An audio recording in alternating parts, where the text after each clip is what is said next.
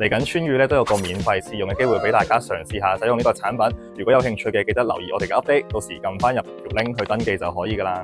如果化療嚟講，其實我覺得全程都好辛苦，唔知點樣醫好佢，又係咁用好多時間去睇醫生。基本上我第2次落針已經甩晒所有頭髮。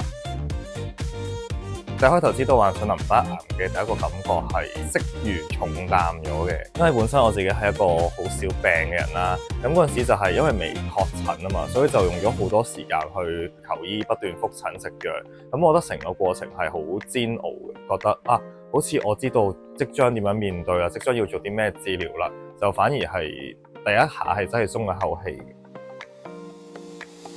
化療嚟講，其實我覺得全程都好辛苦，即係當然啦，唔係大家想像到一化療就成個人半條命冇咗嗰種狀態，就係好似你長期發緊燒加飲醉酒嘅狀態咯。你成個人係好熱啦，好溫溫頓頓啦，係咁作嘔啦。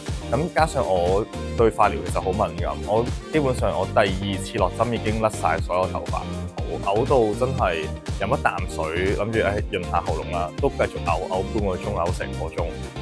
所以整個過程其實我諗我成個反應都係好差，都係好難過。我諗最直接就係瞓覺，我真係瞓得好犀利。我有個 schedule， 即係我落完針，我一定要可能2個鐘內上到張床，跟住就一瞓就可能瞓幾日啊。我最長嗰次好似瞓咗差唔多1個禮拜，跟住就基本上係食唔到嘢咁滯噶啦。咁可能有時夾硬會食啲生果或者飲啲水，跟住可能飲完又會再嘔咁樣。